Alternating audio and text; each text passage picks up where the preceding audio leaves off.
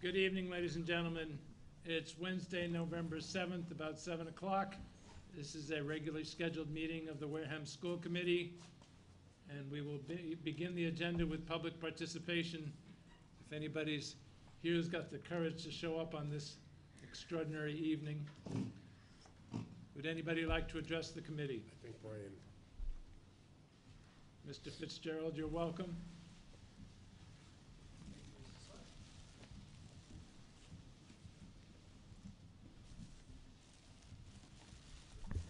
Drove all the way down here. I wasn't going to pass up the opportunity. My name is Brian Fitzgerald. I am a 5th grade humanities teacher at Deacon's. I am also the president of the Wareham Education Association. Did want to take this opportunity, since the last I saw you, to inform you that we had a ratification of the new tentative evaluation system for classroom and caseload teachers. And I'm not going to presume to say why the classroom and caseload teachers voted overwhelmingly in favor of the new system by a more than 3-to-1 margin. I'm not going to presume to speak for anybody but myself, but I do want to take the opportunity to say that we are looking at a system that embraces such radical ideas such as telling people what they're doing right and wrong when there's still time to fix it, giving them the resources to fix it, and ensuring that they have fixed anything going wrong. And I would say that the association is looking forward to working with the school committee and the administration to perfect this. It is going to be an ongoing process, but the idea that we can have a fair and accurate understanding of the quality of work the teachers are doing, I think, is something that's going to only help us. I think it's going to help Wareham attract and retain and improve and celebrate top-class talent that the kids in Wareham need. So I did want to pass on that we are looking forward to working with it, and the membership is strongly behind this new system and making it work correctly for everybody. And since I'm up here, I'm also going to brag about my lunch, because in Deacon's, some people got together and raised some cash for the PTA in the school. We had a cook-off. Everybody brought soup, and the pumpkin soup was the best, I'm told. And this is just something we're trying to help out with the PTA. And I did want to take a chance to tell you how delicious it was. So thank you for your time, and we look forward to working with you on the evaluation system the years to come. Thank you. Thank you. I will only add that Brian and his predecessor, Chris Mars, worked extremely effectively along with his other representatives of teachers, administration, Dr. Rabinovich, and myself in a very cooperative process. It took a long time. It was worth it. We are in much better shape than many other districts around the Commonwealth because of that joint effort. So thank you, Brian. Mr. Fonz.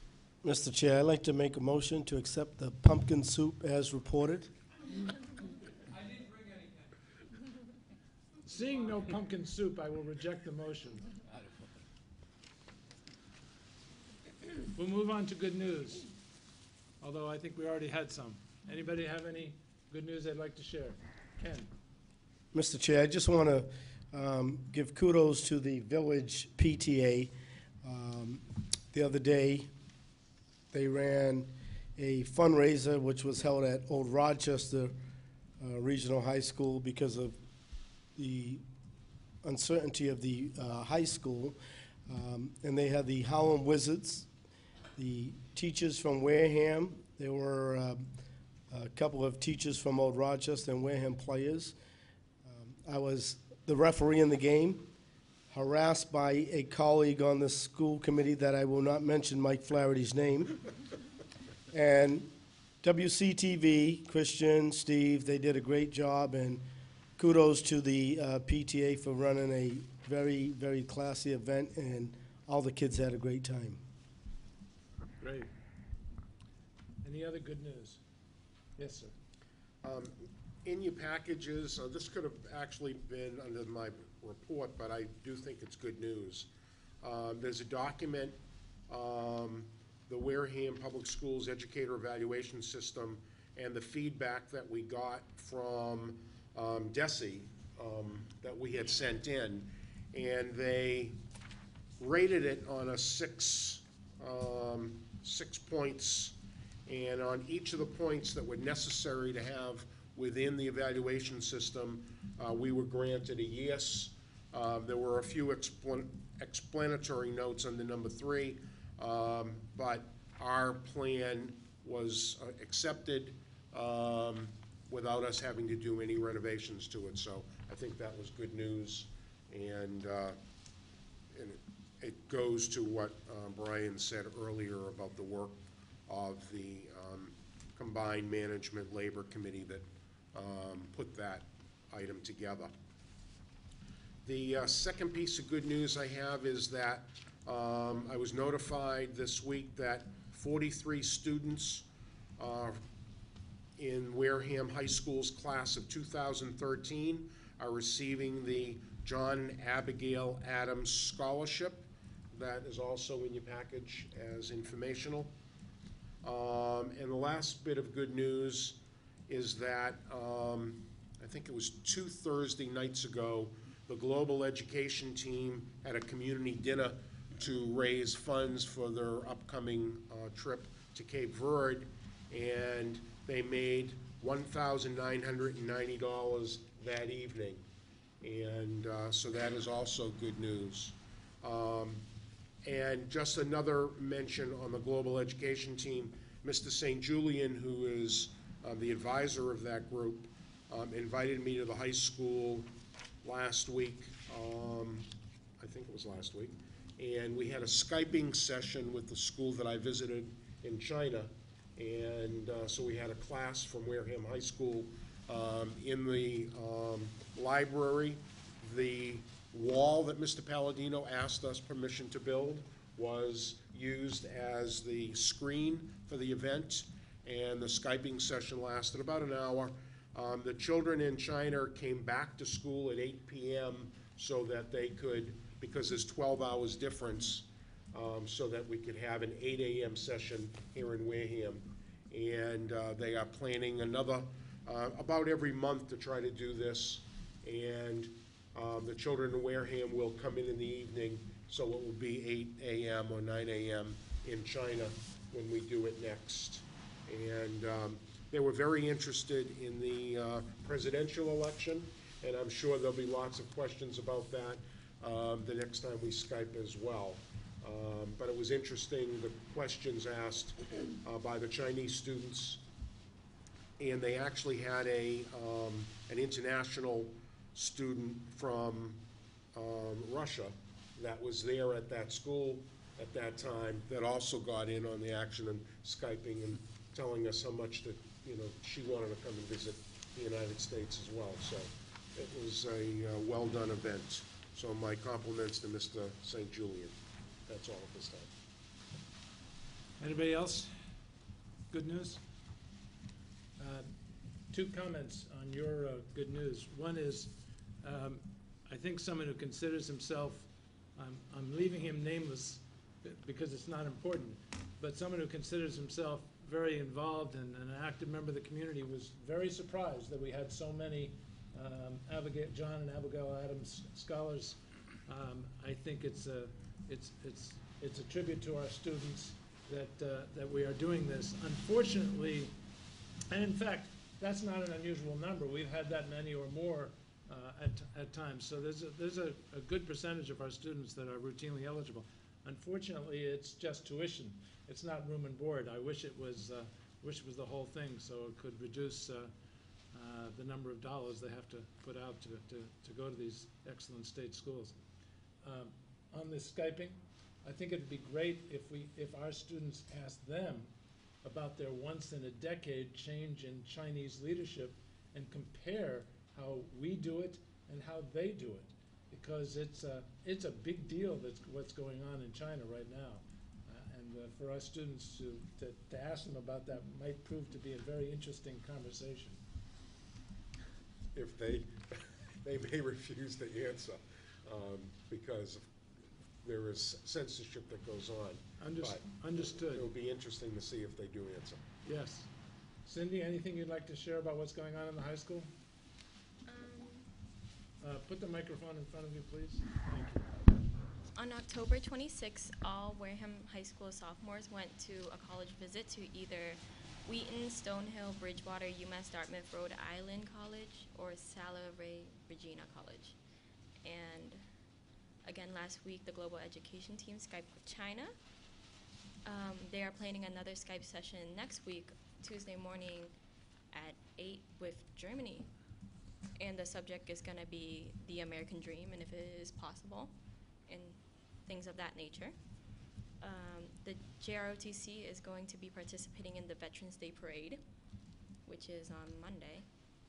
And ASVAB testing is this Friday, which is the Career Research Program testing, and it is required for some military roles and positions that some of my students want to pursue. And the Powder Puff game is Wednesday before Thanksgiving. Thank you. How did the topic of the American dream get picked?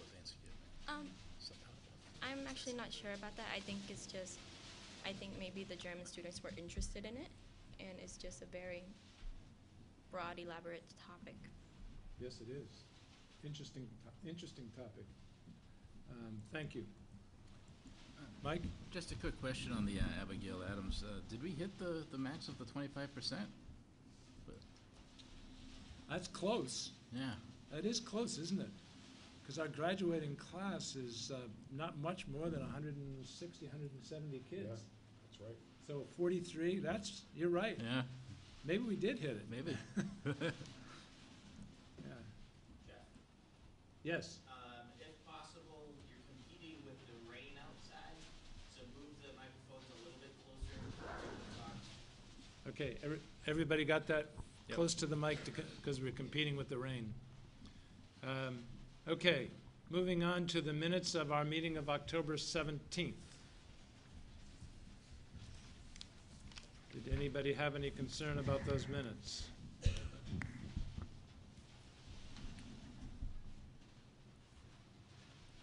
If not, I'll take a motion to approve. I move to accept the minutes. Second. I have a motion and a second. Any discussion? All those in favor? Aye. Opposed? Abstain? Abstain. 301. And now we are ready for Beyond School Time and Family Engagement presentation.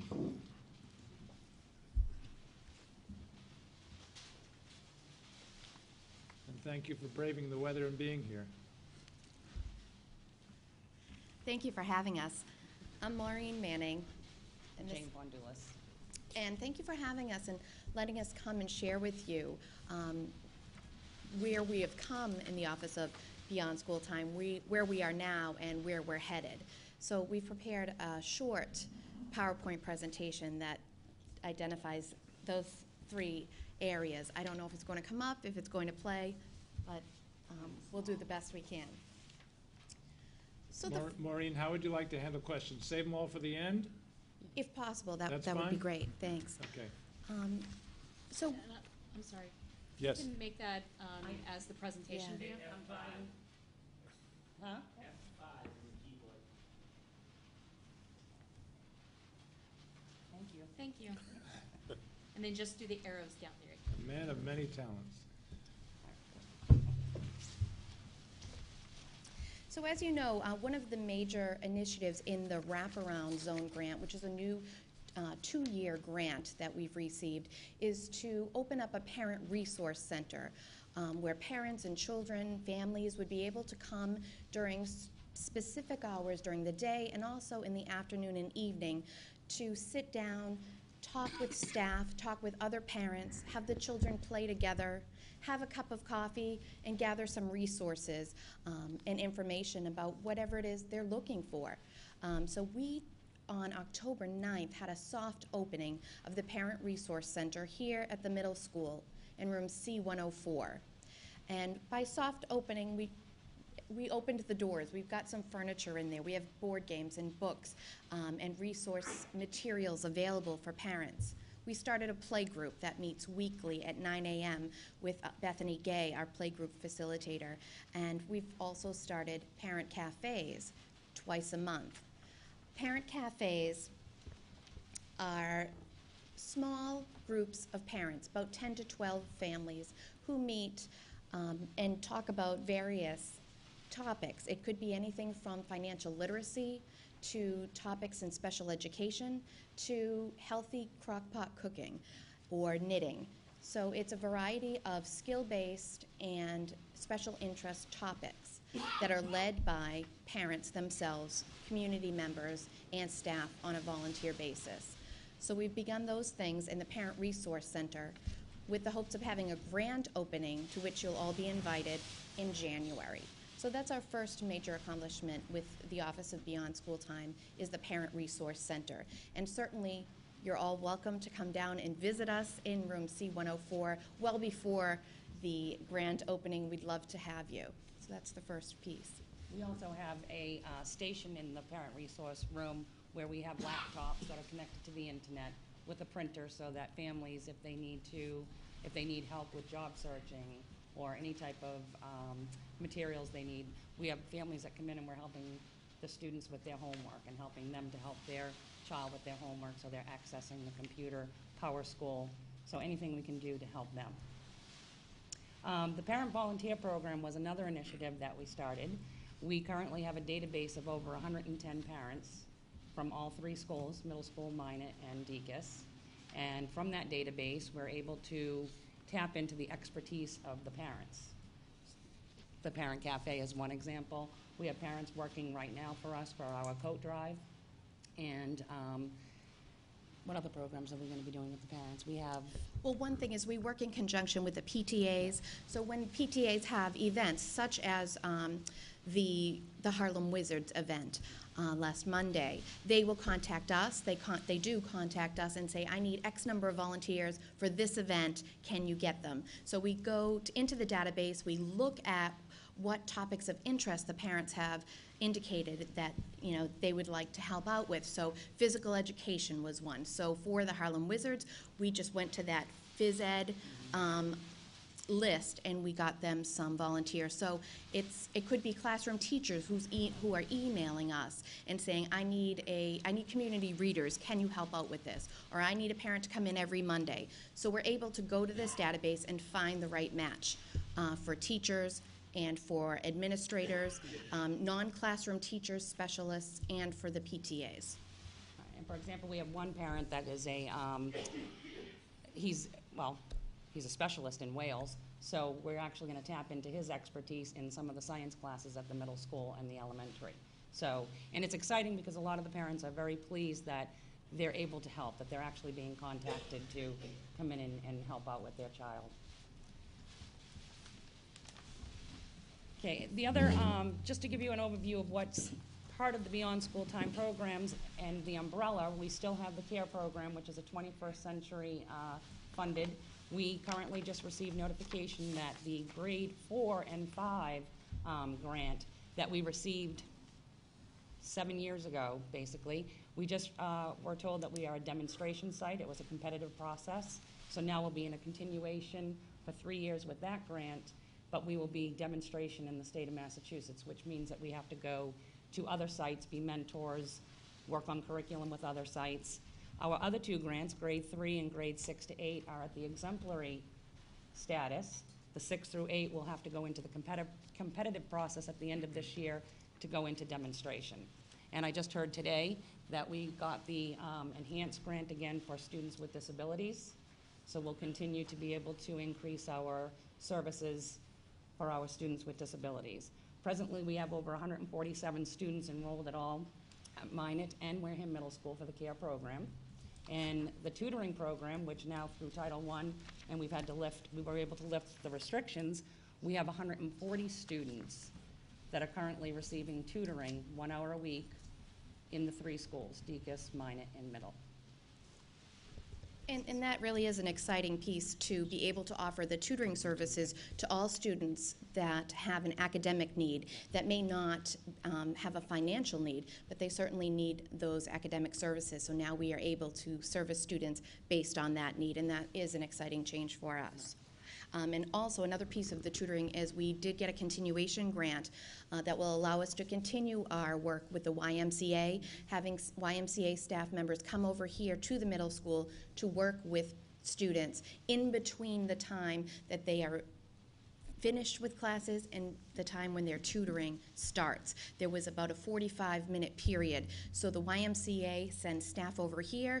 We're looking to expand that this year and also have some students based on an incentive and behavioral program. If they show up every week and they show good effort and progress, they'll be able to go over to the Y and use their facilities, maybe have a swim day once a month, or use the rock wall or the ropes course when it's nice weather. So we're excited to be able to continue that grant this year as well.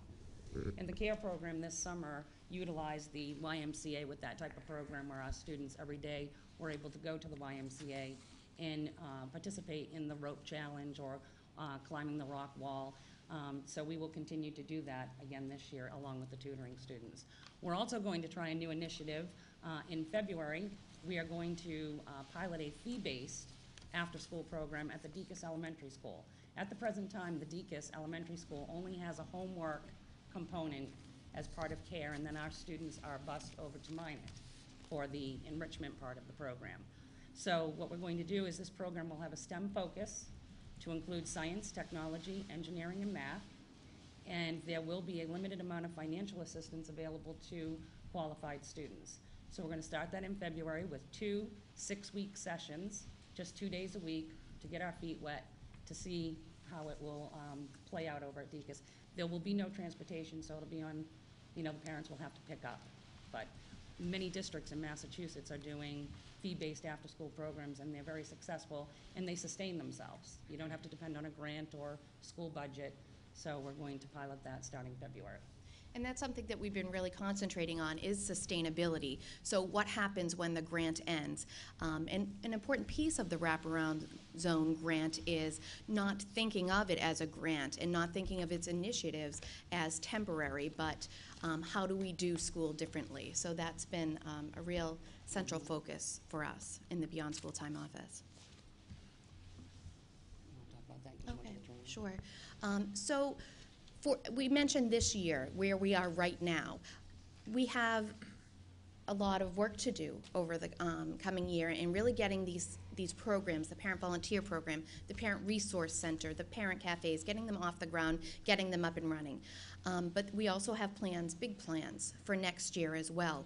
And the two biggest pieces of the plan are looking at positive behavioral system, a district-wide behavioral system such as PBIS. And a team of us from the district went on Friday to Norwood to the annual PBIS conference to learn about how to implement a behavioral system district-wide. And in the schools, there are different behavior management programs, and that is different than a district-wide system. A system, in thinking about discipline and behavior management as a system, we're not thinking about programs specifically. We're saying, what do we have, and how do we look at things in terms of team planning, common language, common values, and how can we make seamless transitions for students from school to school, regardless of whatever program or model they use for discipline and behavior management in a school. So it's really looking at the programmatic setup and the system of the behavior programs. And the other initiative is we're revisiting all of the policies and protocol currently in place in the Teacher Assistance Council in each of the schools in order to create a streamlined, uniform procedure that is implemented consistently and with fidelity throughout the district. Just as the PBIS, again, consistency across from one school to the next. So when a student gets to the middle school, they are familiar with this procedure.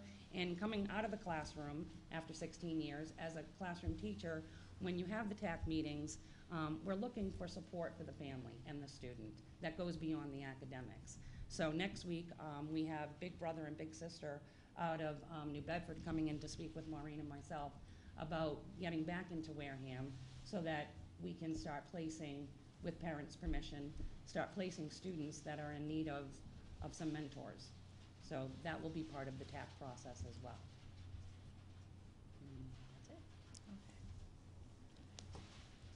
So do you have any questions? All set? I'm sure we have some questions. Anybody? Who would like to go first? Happy to. Go ahead. Thanks for being here tonight. I really appreciate all the work that you've done so far. Thank you. Especially with opening up the resource center. I think the first question I have is how many people, how many parents have come through there from either the programs that you've put on to date or just coming in to stop in to say hello? Just in the past month, we've had about 70 people in so far. That's great. And what Yeah. are the top 2, top 3 things that they're looking for? That's not you. Okay. That's us doing a really good job of saving money. I would say making the connections with school staff and making the connections with other parents. Those are the 2 major things that they're looking for.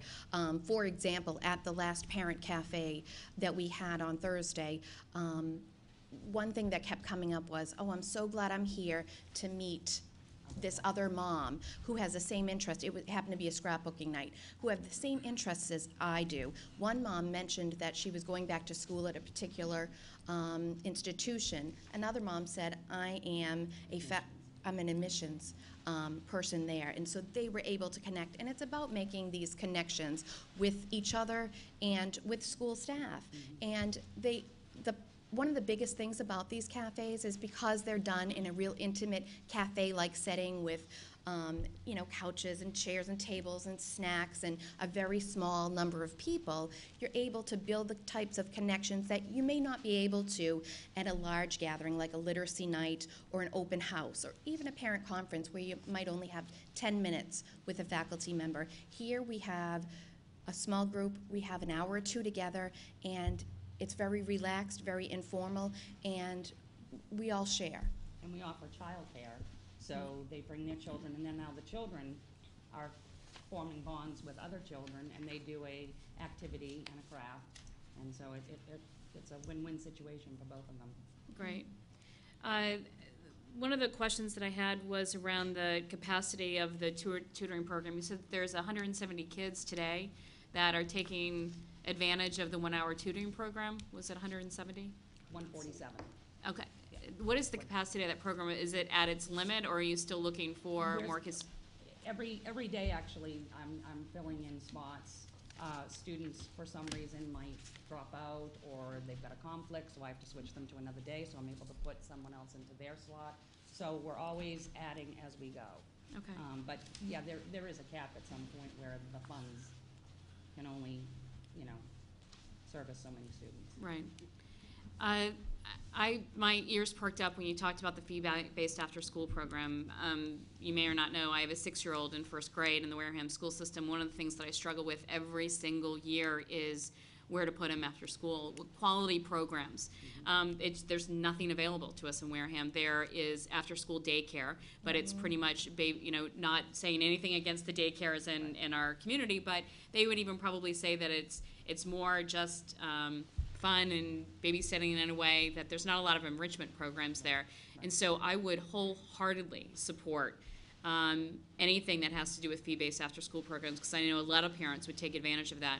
We take advantage of the YMCA program, and I do love it because it provides a different kind of outlet after school, some homework, but then also a lot to do with their program. But 3 days a week, having something that's focused on STEM, focused on education, on continuing the school day, I think would be hugely, hugely popular. You could just probably tell by the CARE program, but not everybody can get into the CARE program. Right. So think about if you offered an alternative that of fee-based. So anything that I can do to be able to help out with that, I would love it. So hugely, hugely supportive of that.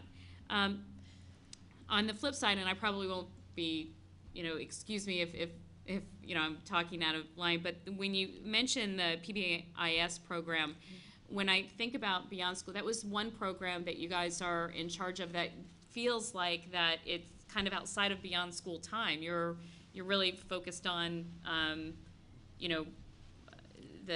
what's happened. It just feels like that could be managed outside of the Beyond School time program. I'm just wondering, why is that part of Beyond School time? Sure. What benefits do you see? And that piece is specific to the wraparound zone grant. The wraparound zone grant, you have to have 4 pieces to it, and one is a student assessment of needs and behavioral piece. So that's where that piece fits in. And really, it's just, at this point, exploratory. We're not implementing anything. We're just getting a group of teachers and administrators together at this point to take a look and see what we have and see how we can make it better. Because discipline is something that we heard from building-based administrators. You know, what can we do to help improve that? And that really did fall right in line with that wraparound zone grant. It's an essential piece. One is parent involvement and community engagement, and the other is district systems, being the parent center fit into that piece, and the other is that behavior piece, student need. And TAC actually fell into that category as well. And when you talked about TAC, it did make sense, especially when it came to the transition between one school and the other. So that made a lot of sense. That was the only one, and so I can understand now it's part of the grant, so that's where it sits. Most of the other comments that I have, but you didn't review it today, were really the SMART goals that you put together. And Mr. Luzon's going to know that I get a SMART goal in front of me, and I'm going to really dive into and read. And so I do have a lot of comments on that, on things that when I think about beyond school time, and we first started talking about the grants, some things that I would really love for us to focus on. But ultimately, it's the administration, the department to come up with those. But many of them do, and I'm happy to sit down at another time and go with them and go into them more detail. But they do have a lot to do when it comes to the measurement. And for me, beyond school time and what the grant is for is about getting more parents involved. The measurements that I would love to see really all center around the number of volunteers that have signed up to volunteer in the school system. But then on top of that, which you have in here, but then on top of that, the number of hours that they're actually volunteering. So seeing a measurement that talks about the number of hours, the number of students that they're actually connecting with, the number of students that they're working with after schools, and then really getting after school, but then really getting more specific around some of the programs that we're starting.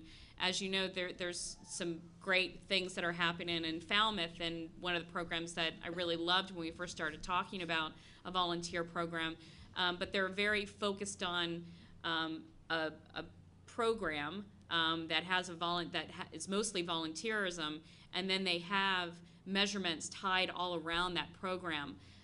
So, any program in the school system, it all has to be about increasing test scores, about, attendance or attendance going up, as well as behavioral issues and all of that. So the measurement is very important to me, that whatever program we have and the money that we're spending on it, that it's really attacking those things. So I'm happy to talk more about that, but I just wanted to give you that initial feedback when looking at the goals, that I'd love to see more of that.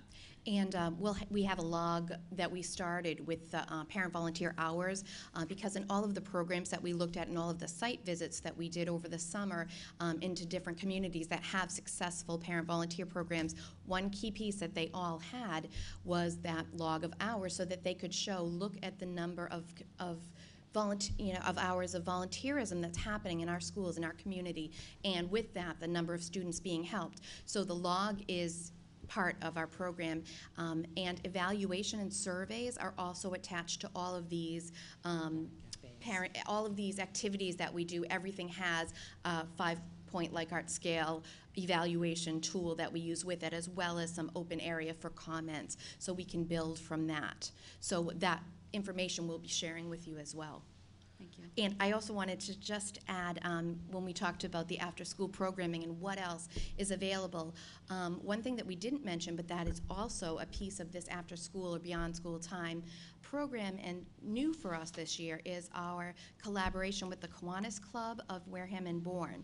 We're going to be starting K-Clubs, which is the elementary school version of the Kiwanis Club, at both of the elementary schools, as well as a Builders Club here at the middle school, with the hopes of eventually bringing it to the high school and having a Key Club, if you're familiar with that group of students. And it's about community service. So really giving them that love of volunteerism and giving back and helping others at a very early age at the elementary school. So that's another piece that you'll see in about a month coming home, and that's offered to everyone. It's free of charge, but it's an enrichment activity, and the students that will sort of be encouraging to come to those meetings, of course all students, but students that might not fall into these other pieces like care, or maybe there's no need for tutoring, but are looking for an enriching after-school activity that's free of charge, that's really about giving back. So look for that in about a month. But it also gives the student a voice and leadership. That's what it really concentrates on, and that's something that many of our grants now want that focus. They want that student's voice and their leadership. Yeah, and I mean, one thing that I'll say is that one of my child's favorite day is when the fifth graders come in and read.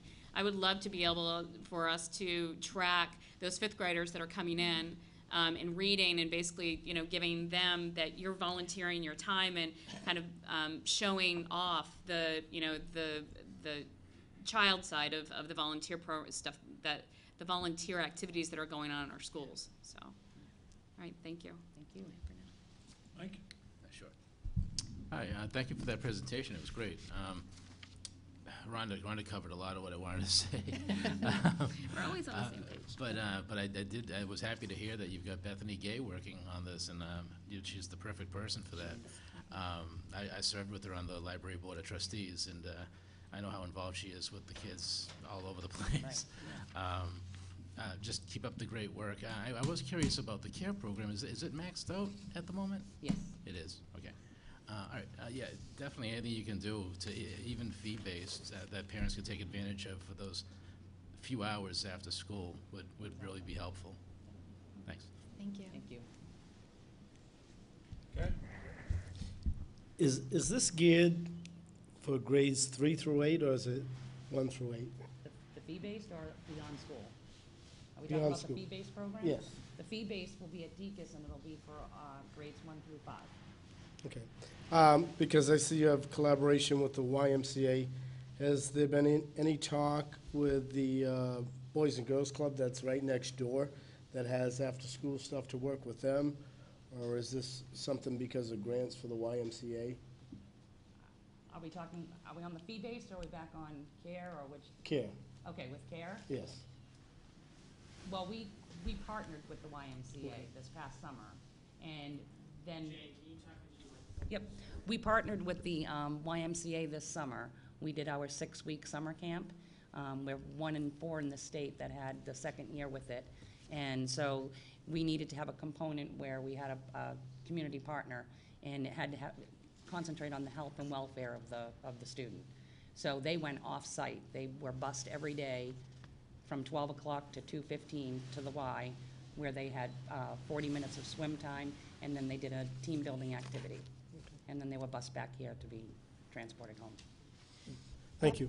That being said, though, we are always looking for other opportunities to partner with other community agencies. And Jane and I have joined the Wareham Collaborative, which meets at Town Hall the third Wednesday of the month and is comprised of many community members from a variety of community organizations. So we hope to build some partnerships with that group as well and bring others into our schools. Okay.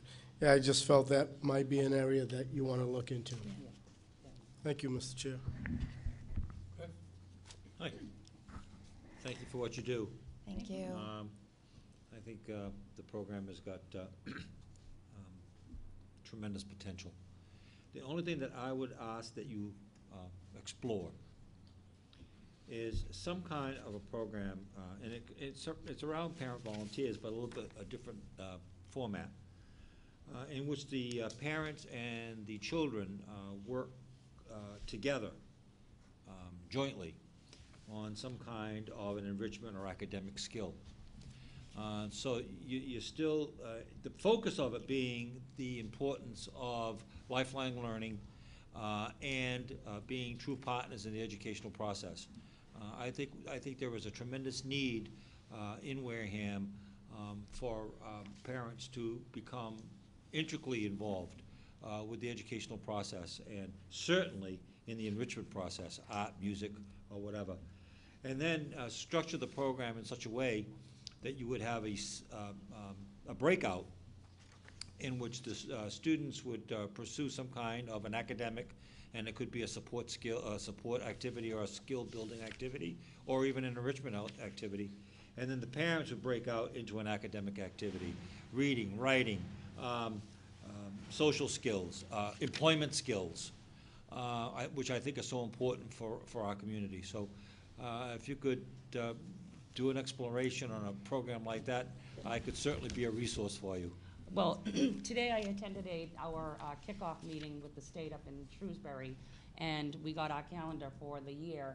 And the concentration this year is on the professional development. We're going to be doing a 4-day intense community service learning focused on energy. And we will be trained. They're going to give us the curriculum and the materials, but the component is there is a family component in it. So it'll be very interesting to see how we can. Great. Yep. Roll that Thank into you. it. Yep.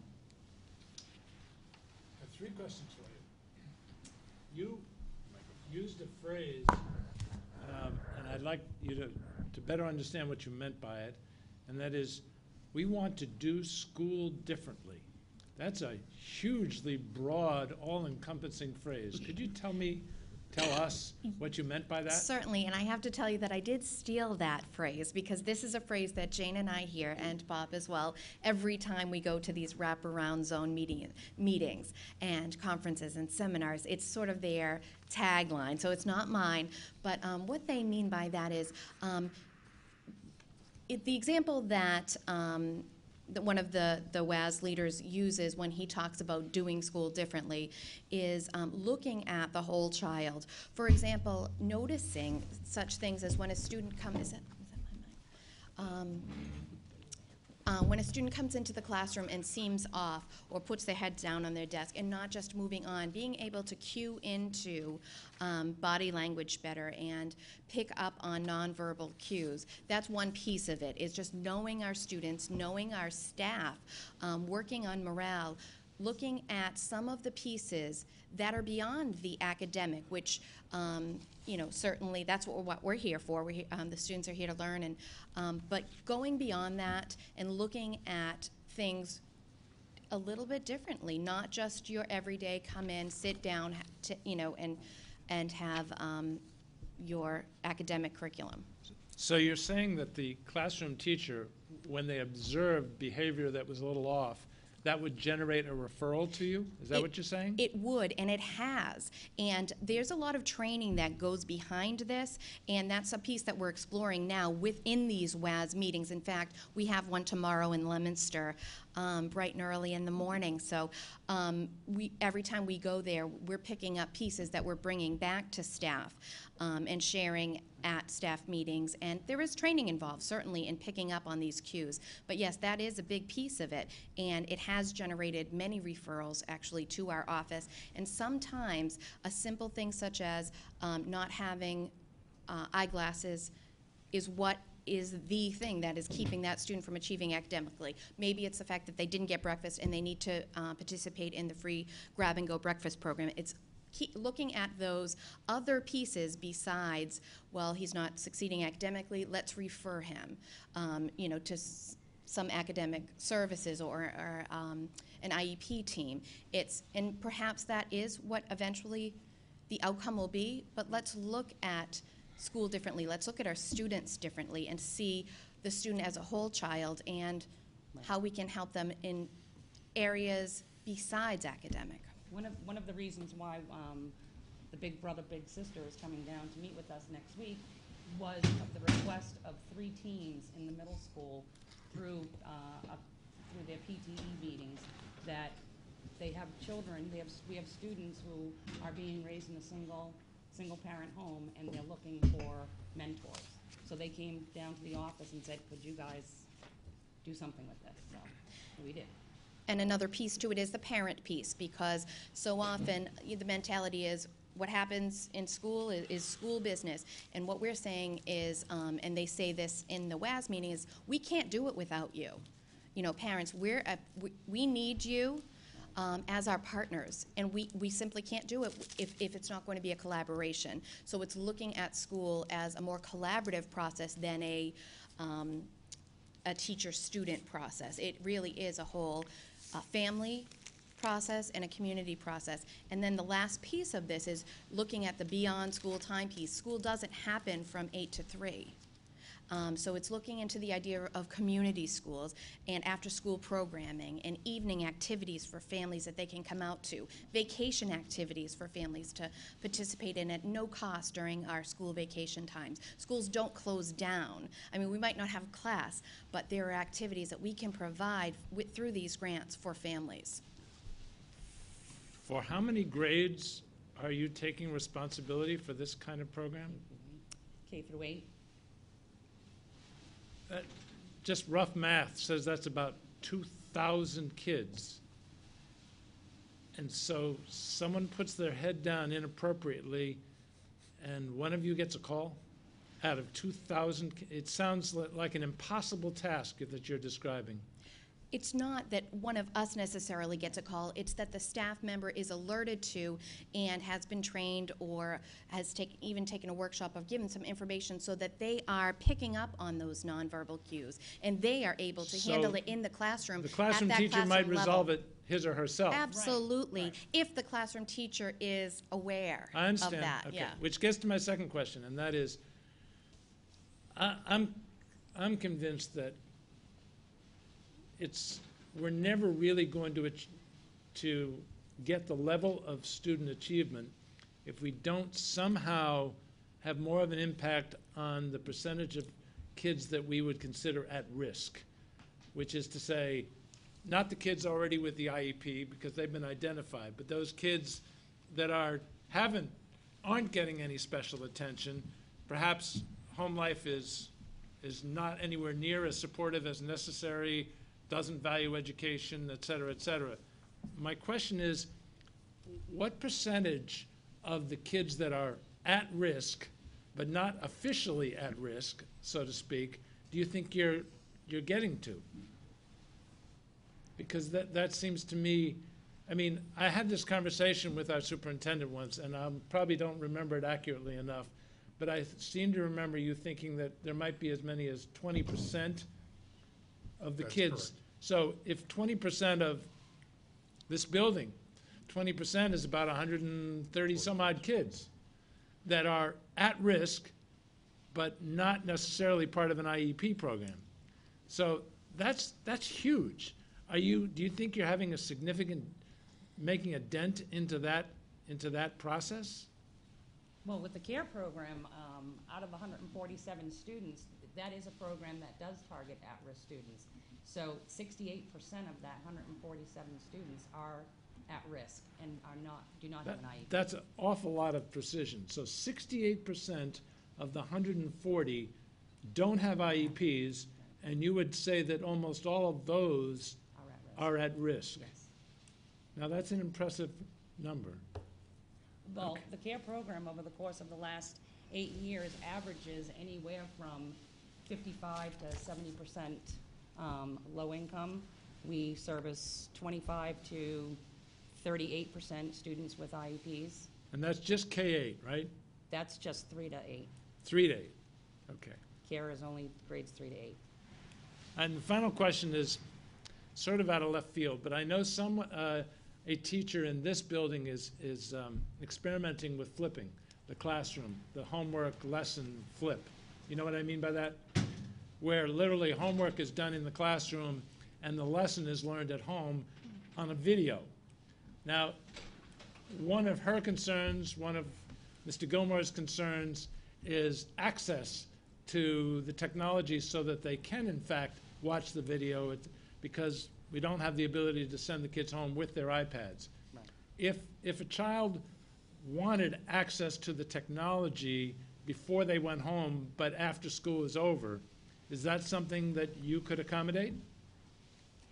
Well, in the Parent Resource Center, there's access to at least 2 laptops. But again, moving forward, if something like that is happening, we certainly have access to the computer lab here in the building that during homework time, which is from about 2:15 to 3:15 during care time, we could have that computer lab So if the open. demand was there, you could find a way to meet it. Absolutely. Right, yes. and we have homework helpers that Right. would be there to help out. And at that point, you know, we might also want to tap into our volunteer system, whether it's student volunteers, peer helping peer. Of course, what I'm talking about is is not homework. It's literally It's the learning lesson the that they're lesson. going to be doing on the Right. video. It's the opposite, Right. but I got you. Right. Anything else? I just had one question. Yes. One of the things that struck me when you said it, that you're having a meeting with Boys and Girls Club tomorrow to get them to come back into Wareham. Do you know why they left? The Big Brother, Big Sister. Big next brother, week. big sister. They don't have many volunteers in the Wareham area that want to volunteer as mentors. So they don't place as many students from Wareham with mentors because most of their mentors are Fairhaven, Fall River, Dartmouth, and they pretty much want to stay in their area. So we're going to be speaking with them next week, not only to, you know, get the program going again in Wareham, but they know we have a volunteer database, and so we could maybe tap into some of those parents that want to volunteer 4 hours a month. And they're very flexible. You could do an hour a week. You could do all 4 hours in one day. It's just whatever the needs of the family is. Would this be school-based or community-based?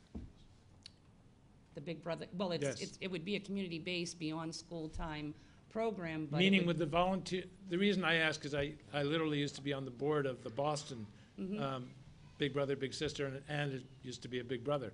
So when I say school-based, I mean, would the volunteers be coming to the school, meeting with the kids, and then disappearing? Or would they be going to the child's home and actually taking them out to a ball game or something like that? This is what we're going to be discussing next week, but with the discussion with her on the phone is they want the volunteer to take the child out, to take them to their home or to take them to the Got movies it. or take them to a Community-based. game. Yes. Okay, Yeah. thank you. Anything else? Sorry. Yes. So I would just encourage that anybody writing a story on this, that volunteer opportunities are available. Yes. That we have a resource center that has training available for people that might not know how to volunteer, that we're going to train them on volunteer opportunities, and that all is welcome and greatly needed. That's right. Whether you Thank you. have an hour a week to give or an hour over the course of the whole school year, we love to have you. So, thank you. And Yes. just one last thing, I just have to say how pleased I am that this has grown so fast, that you just got started with this in September, is that correct? That's So, correct. It's amazing how much has been done since September with this program, so thank you. Thank you. Excellent job. Thank you. Thank you very much. Thank Get you. home safely. Thank you. Barry, can you pass those down to the other end? Cliff already has one, Mr. I guess that And goes why to do you Ken. already have one, Dr. Sylvia? because he has a pass. Mr. Superintendent, I hope we don't need a new roof here. Oh, yeah. I have It's one. the It's a vent. vent, Yeah. that the hydraulics don't seem to be working. Okay, next on the agenda is school committee reports. The first bullet is the action committee. We met Monday afternoon at 4:30. There were two items on the agenda. The first item was a review of the situation as it pertains to the Maine Military Authority, which is the entity that refurbishes school buses.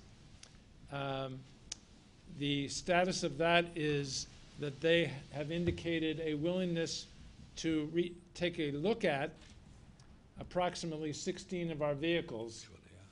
A significant percentage are considered to be too old in years or too many miles to be worth inspecting, and there's a small number that are too young to be considered for refurbishment.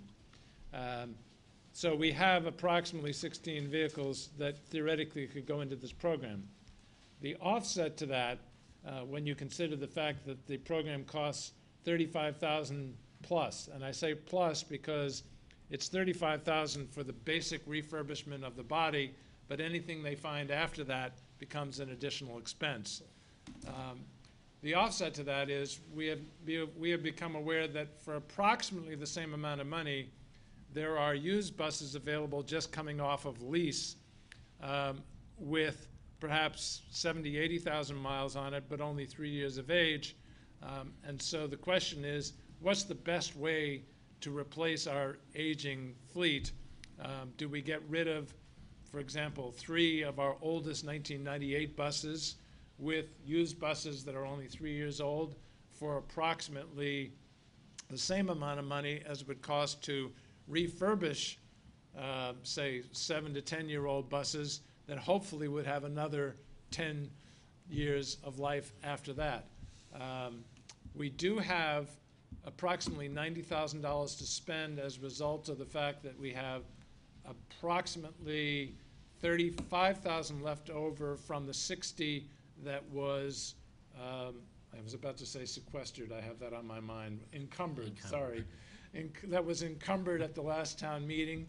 And plus we have the 55,000 that was added this most recent meeting. So that remains the open question for the committee to consider.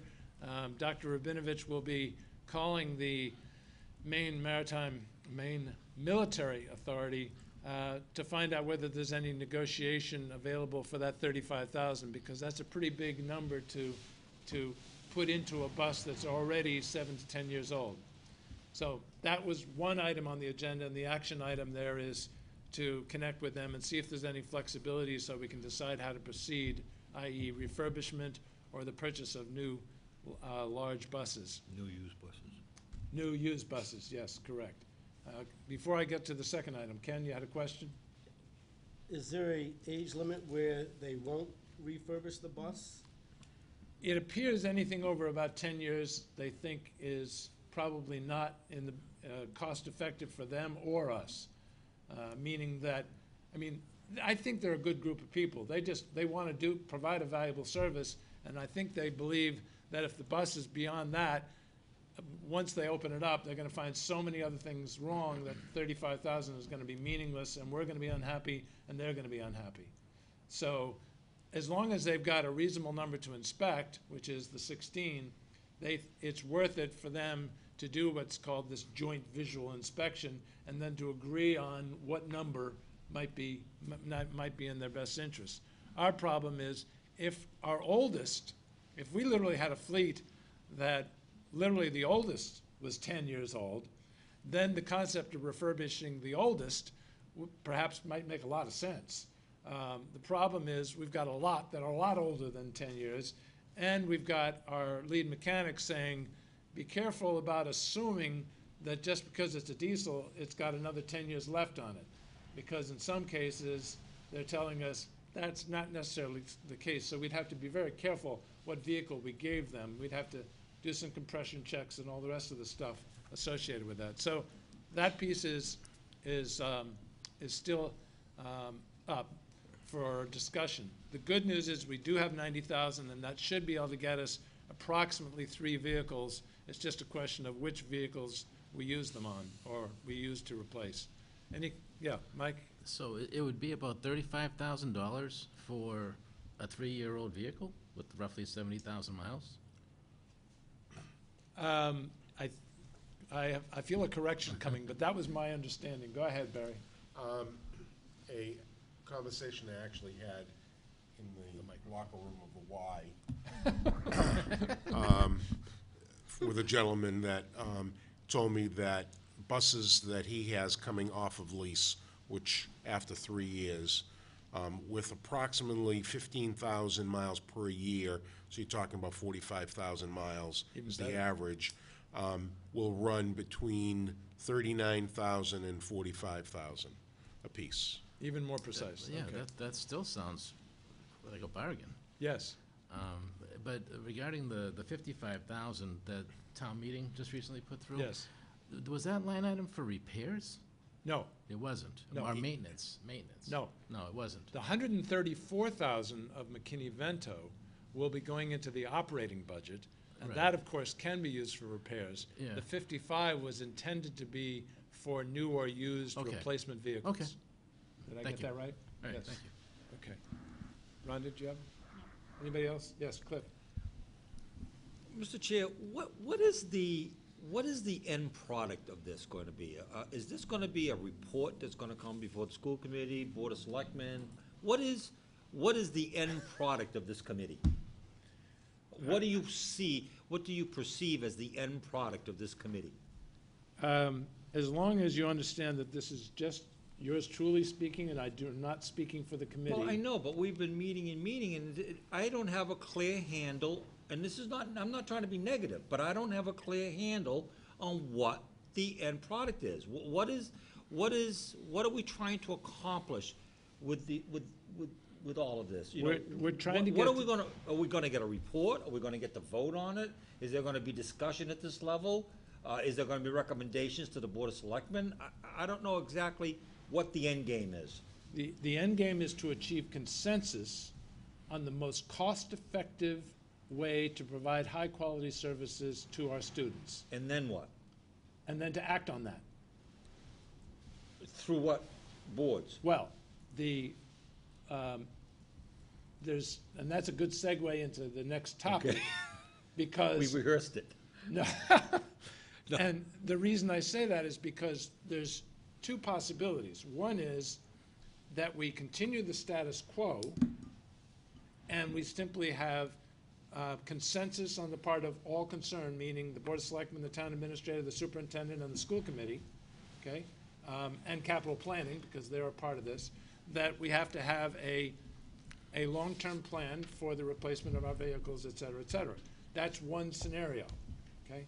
And if we all get on the same page with respect to that, then it makes it a whole lot easier for the ultimate decision makers, i.e. town meeting citizens, to say, everybody thinks this is the right thing to do, and therefore we should salute it because they've studied it a long time.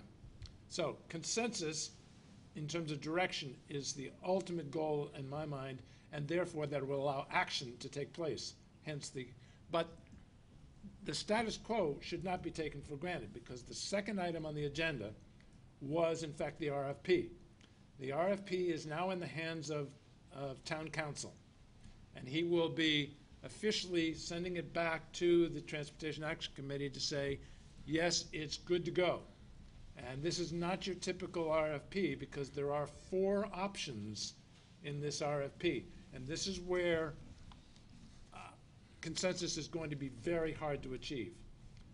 And the reason is because the 4 options are A, the status quo, literally as we are operating today; B, a 3-tiered structure, K through 8, with different open and closing times for essentially all schools as a result of the fact that it's a 3-tiered system, meaning each bus would make three trips to bring students to and from schools.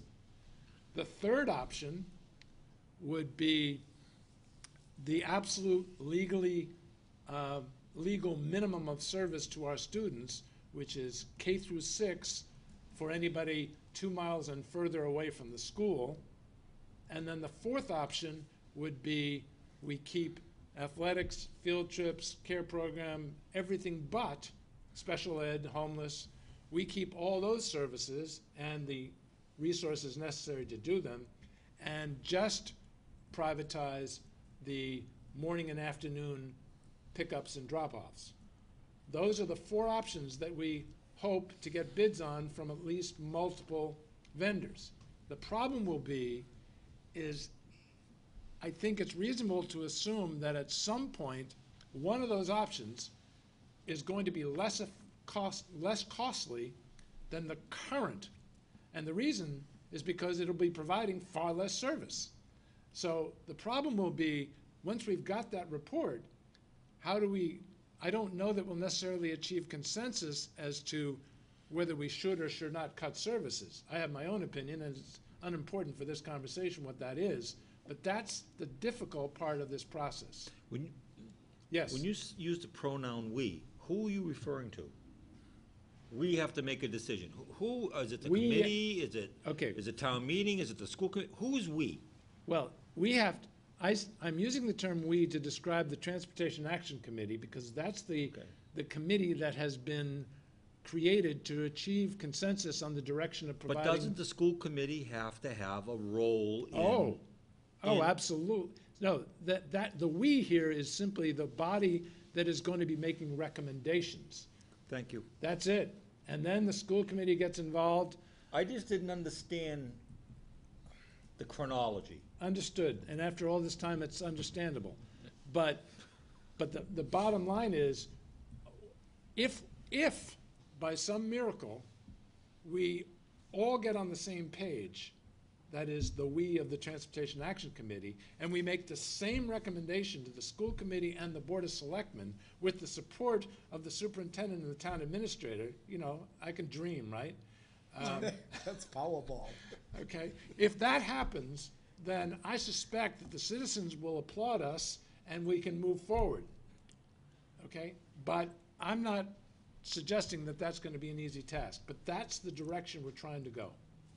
Thank you. No, moving forward, we have to move forward. I mean, there's no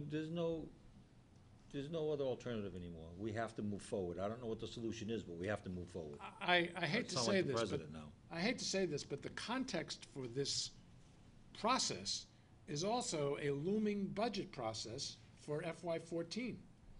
And if we thought FY13 was difficult, I think we should be prepared for something equally or more difficult this time for a variety of reasons. But I don't want to spend any time on that. That is way off the subject. So that's the Action Committee. Any further questions on the Action Committee?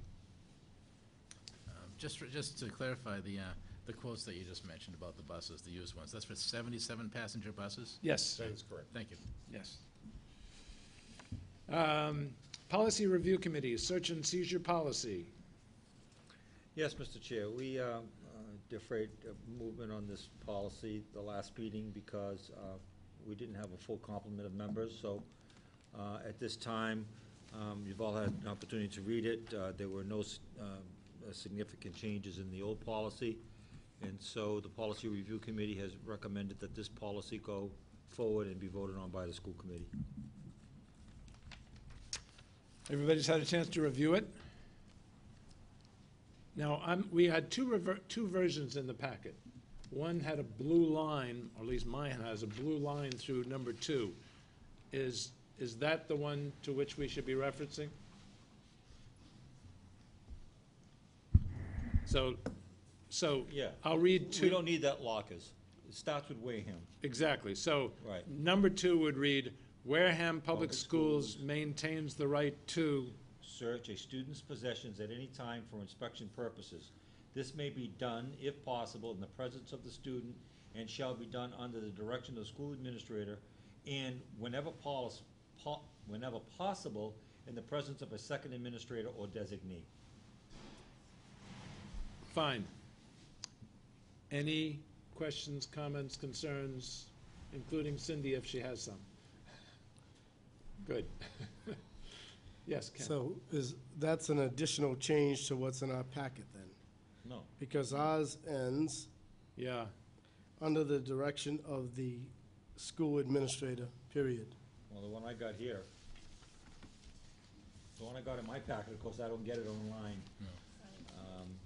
And this is the actual policy that was voted on by the Policy Review Committee. What does yours end? Ends with the word designee. is a clean copy. Well, no, the one that Chairman Sweat was referring to with the blue outline eliminates that, Correct. And you've got a and new one. the original one, Well, it's not the original one, it's the new one, it's the revised one.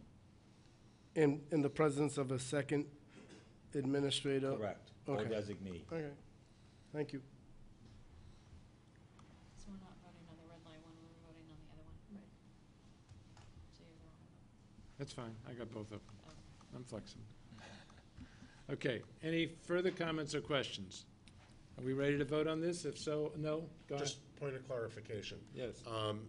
To Mr. Fonz, that last sentence, whenever possible in the presence of a second administrator or designee, was the attorney made that suggestion after we sent this to her for her comments. So I just wanted you to know where it came from. Thank you. I just didn't know which one we were looking at, the blue line or this one. I'll take a motion to approve. So moved. Second. Any further discussion? All those in favor? Aye. Aye. Opposed? Abstained? 500. Mr. Chair, the Policy Review Committee met on Monday evening. That was rescheduled from the meeting that we had due to the storm. And in your next meeting, we'll be reviewing, I believe it's 7 additional policies, so we're really moving pretty good. Highly productive. We're moving pretty good. Okay, thank you. Superintendent's report. The first thing I'd like to talk about is the Budget Advisory Committee. And we met, we talked about the budget policy. I then drafted a draft of what I thought the committee talked about. There was some email communication between the 3 members of this advisory group. And we then put out a second draft that is, I emailed you, but was not in the package. Just to clarify, though, the 3 members are, Oh, Mr. Flaherty and Mr. Fonce and Dr. Rabinovich. yeah, I just want to make sure that we were talking about 3 committee members, right? Yes. Right. Yes. So, So we should ignore the one that's draft, says draft, and only reference the one that says when did that draft other number one go 2? out? I didn't Correct. see it. Draft number 2. When did that other one go out? It went out yesterday by email, I believe, or the I day didn't see it. before. Was it yesterday, Mike? That's probably right, yeah. Yeah. I didn't see it. 8:12 PM, draft 2 was sent out, so. If I can, for Dr. Sylvia's edification, in the number 4 of the draft that you have in your package, which is draft number 1, under, let's see, page 1, 2, 3, it's actually page 4, number 4, where we have the entire listing of the accounts in the middle of that big chart. Yeah. Yes. Okay. It simplifies it in draft 2, where it talks about administration, and then it has all of the sub-accounts that fall under that, which are basically all the 1,000 accounts. And here, coming over to you, Yeah, is that's the much better. instructional, if you pass that to Dr. Sylvia. Forgive my notes. Just, can I stop everybody here? Given the importance of this policy, you're not looking for anything other than make it available, and if there's going to be a vote, it'll be a future evening? We can. I thought we were ready for tonight, but if we're not. I don't think Cliff is ready. I'm not ready on page 1.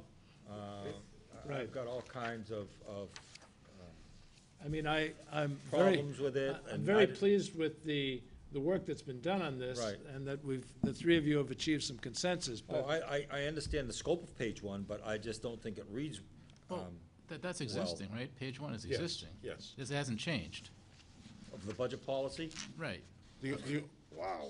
yeah. That was That was what the was original. always there. Yeah, that was like philosophy and everything, Yeah. yeah. yeah. Chair? Okay, Is, all right. 1 second, Cliff. Yes. is this something that should be reviewed by the policy review before it Be, comes? be fine to do that. Well, Yeah. it's not due to be reviewed. We've But- got a gazillion to review now. We kind of thought that this was pretty important based on the FY No, 12. if you want to review it, we can review it, but I just will, I'll make some changes. And if it's going to go to the review, then I can make those changes and present them to the committee. I think that makes Rather sense. than rather than hold up the meeting. Right. I don't think voting on it tonight would be appropriate, though. I agree completely, and I think we shouldn't be bypassing your committee. So why don't you schedule it for your committee as soon as it's possible, Yeah, we'll try to get it on the next agenda. okay? Anything else on that? Go ahead. Okay, so, the This next, is much better. Good. so the, next thing I wanted to talk about briefly is, DESI's retail. And this is more informational. Retail has to do with, English language learners. It's a new acronym in your package, I believe. we placed there's a PowerPoint, I believe, that I went to an administrative meeting. They had it, they went through it. But this is a regulation that, because we are a low incidence district, meaning that we have approximately 12 children who are recognized as English language learners, that I believe it is by 2016, any child that English is not their main language, ENL and ELL students, must have a teacher that has had a 36-hour course in sheltered immersion, called SI. And the difficulty is, we had actually been ahead of the curve. In fact, Maureen Manning, who was here this evening, was our ELL coordinator and helped us plan programs. And we had chosen the Deacon's School probably about 4 or 5 years ago to be the ELL elementary school, because it made sense to us if we were going to have a teacher teaching English as a second language, instead of having to have one at each of the schools, it would be better to have them at one elementary. And Deacon's had the K through 5 at that time, so that's why Deacon's was chosen.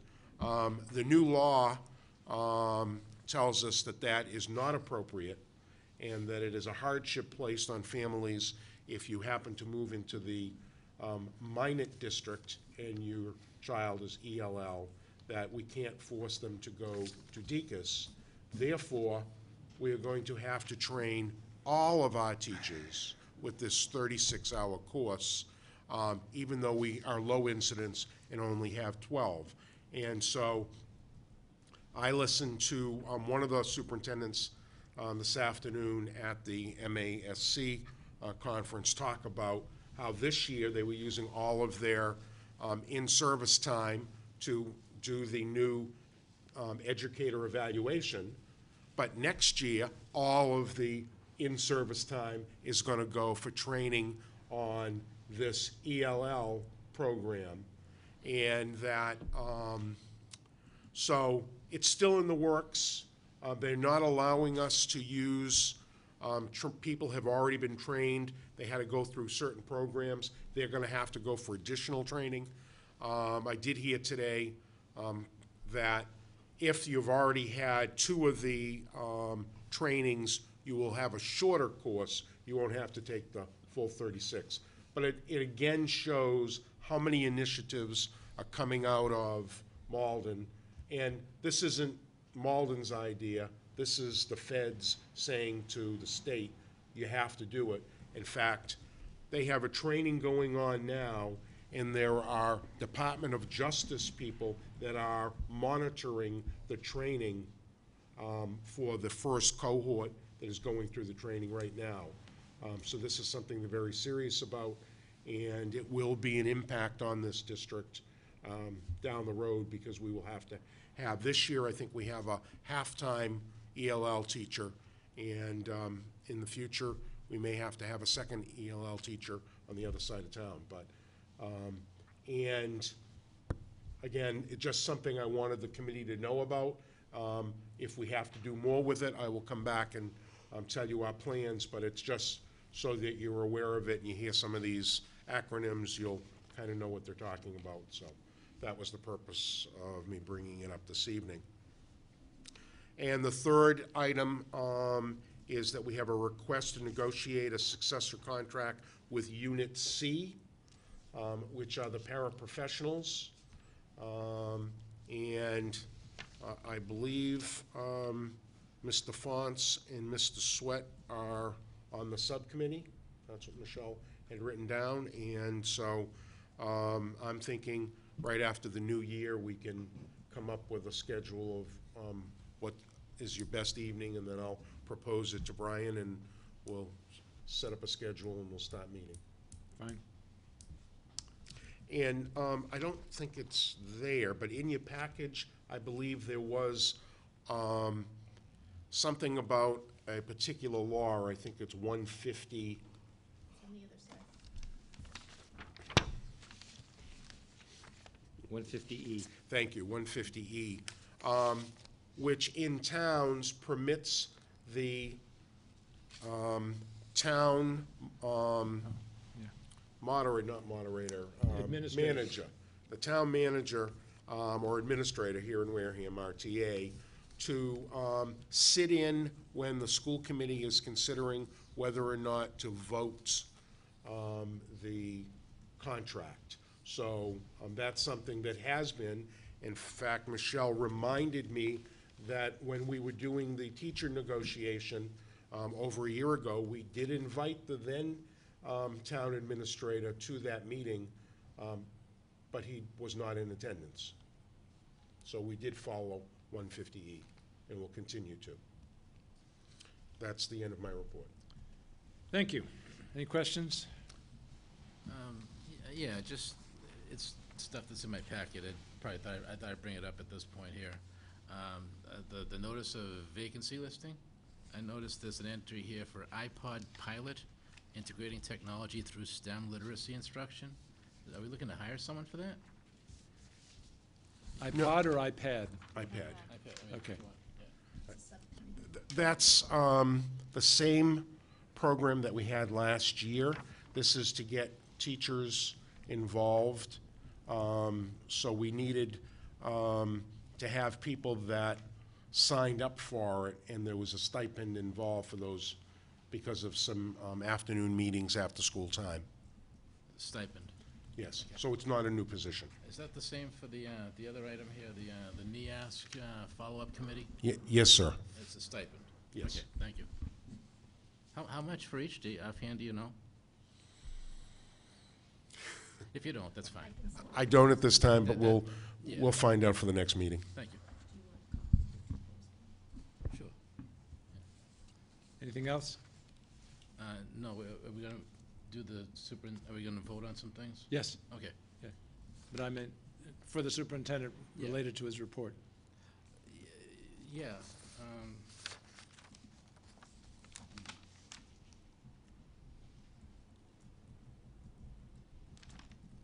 No. Okay.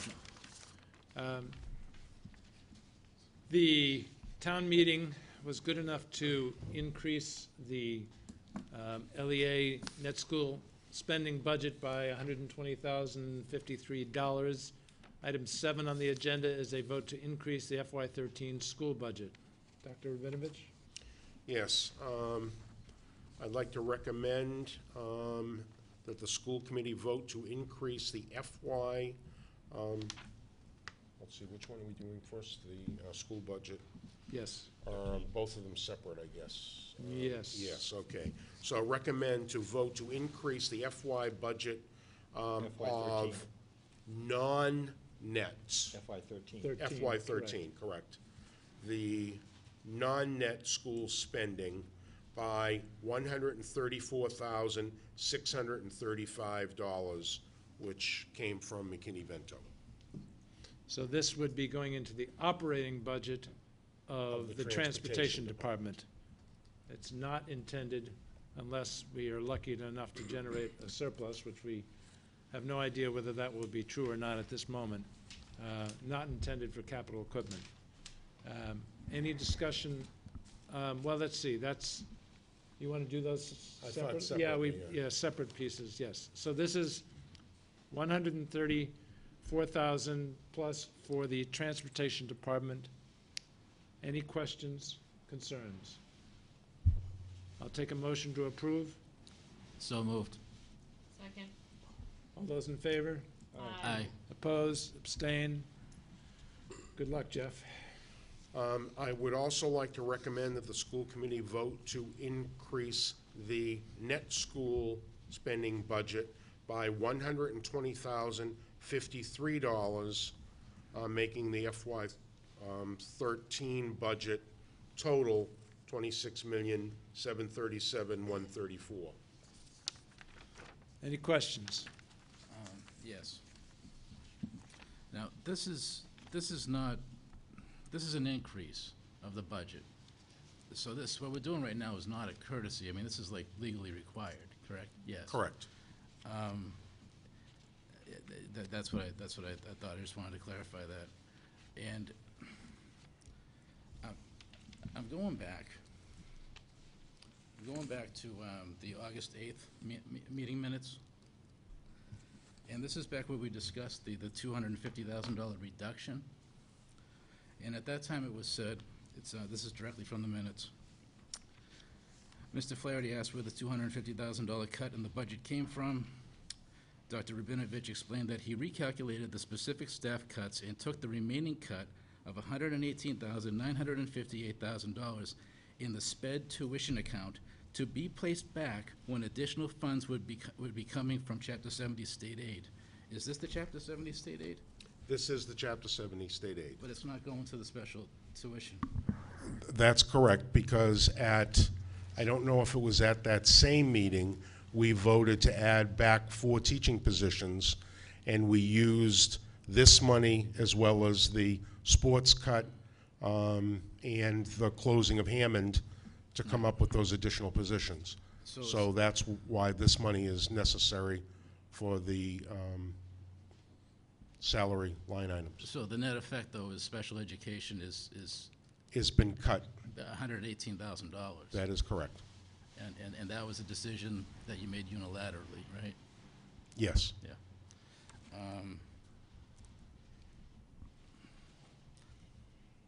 That's all I have. I mean, we've already voted on the other 4 teachers, so let's move.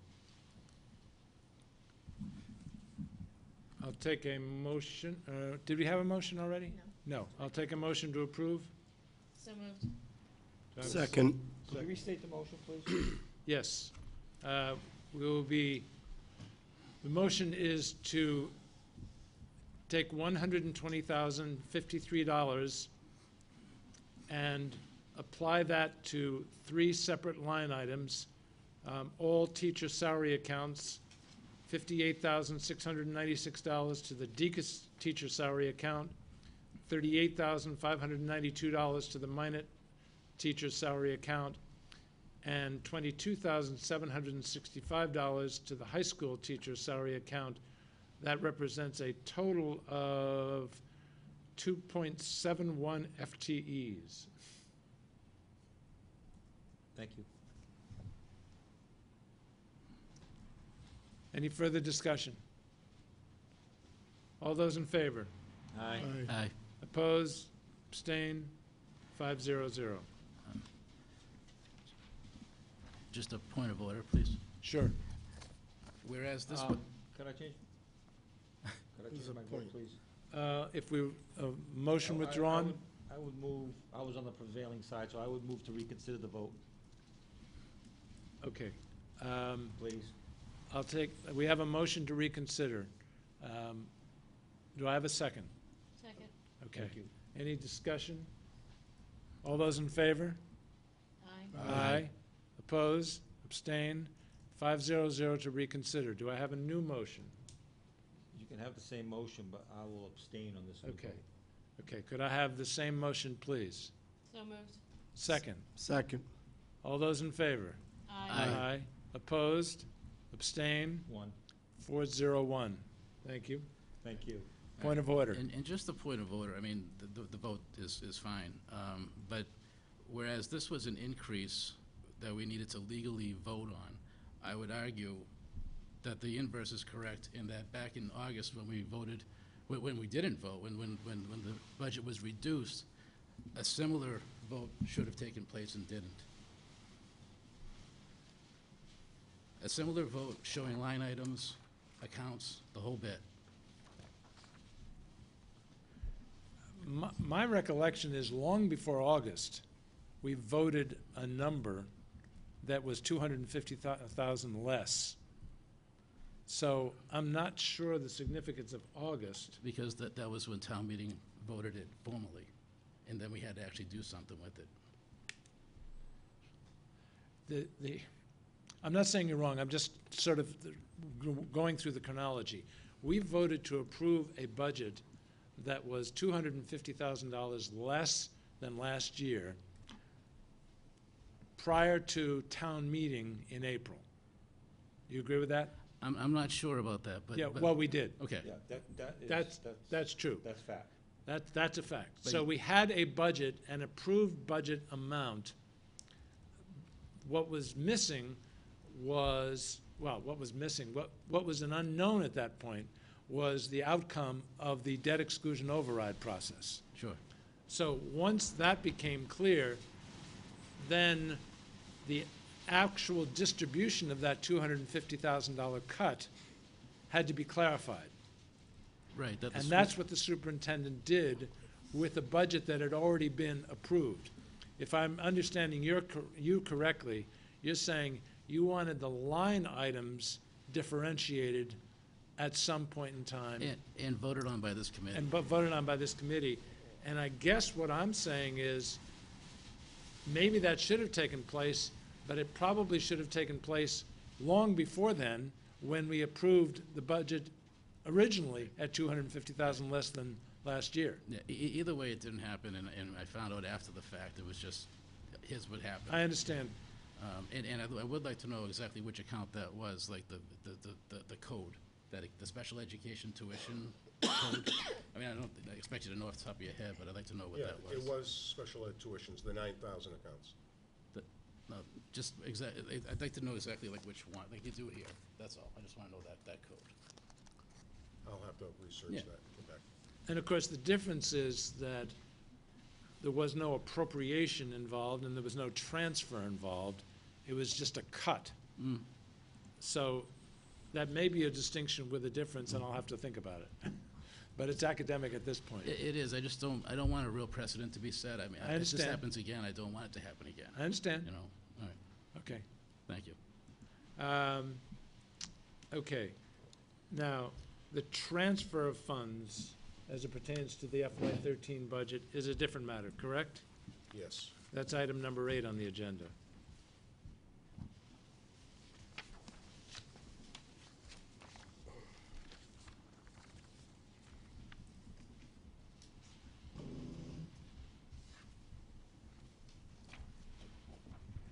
So, I recommend the following appropriation budget transfer due to the closing of the Hammond School and a shift of clerical personnel from the line item known as the Hammond clerical salary, $5,658, to the superintendent's office clerical salary.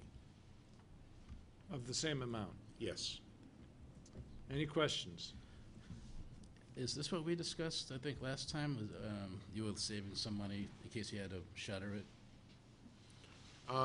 No, that money is still there. This it is. was a savings when we moved the secretaries around. Okay. Any other questions? I feel compelled to ask, given the fact that town meeting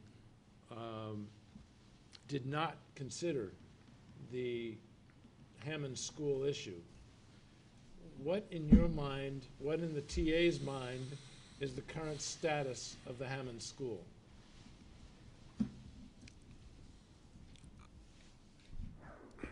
At our next regularly scheduled meeting, I would like to put that on the agenda, and I will have a recommendation for you to ask for your support of a letter that I plan to send to the acting TA, rescinding my letter, giving them the Hammond School.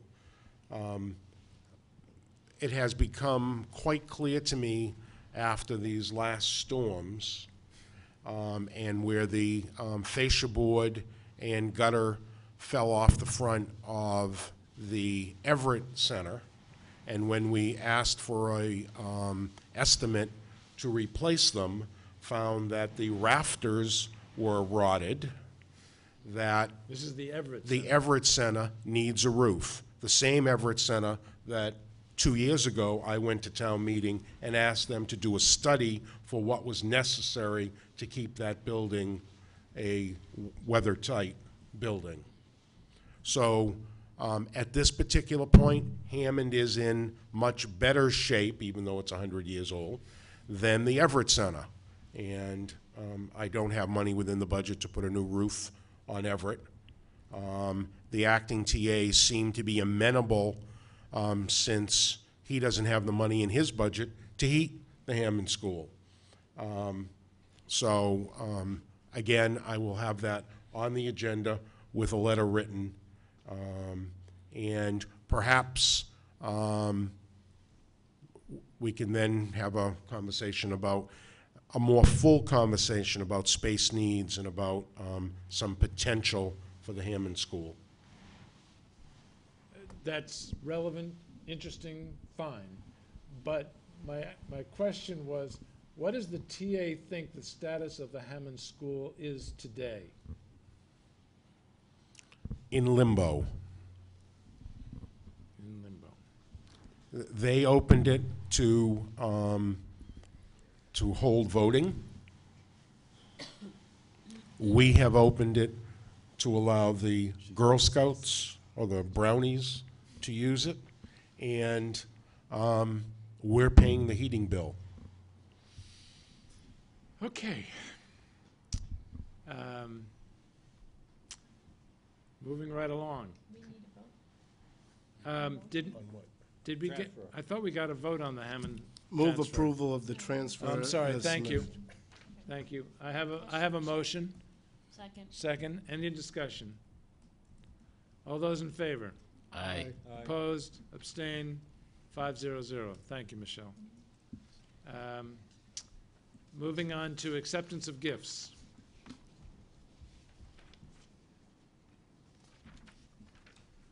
I recommend acceptance of the following gifts. $15 from Joseph Leggett for the Wareham High School roof. God bless him. So moved. Second. All those in favor? Aye. Aye. Opposed? Abstained? 500. Thank you very much, Mr. Leggett. I also Nice job. recommend acceptance of the following gifts. $20 from an anonymous donor for textbooks. So moved. Second? Do I have a second? Second. Thank you. All those in favor? Aye. Aye. Opposed? Abstained? 500. That it? I'm all done. Is there any other business that the committee would like to bring before us? We will be adjourning to go into executive session to receive an update on a legal matter and to approve the executive session minutes of August 22nd, October 3rd, and October 17th. I will take a motion to adjourn the regular session. So Point of moved. order, Mr. Chair. Excuse me? Are we coming out of executive session only to adjourn? We're not Yes, gonna. yes. What There are you will- asking for, Jeff? Just to go into executive, I guess we don't need to adjourn regular session, just to go into executive session. Motion, please. So, moved. second. I need individually. Ken? Yes. Yes. Cliff? Yes. Yes. Yes. We're now in executive session. Thank you, everybody. Get home safely.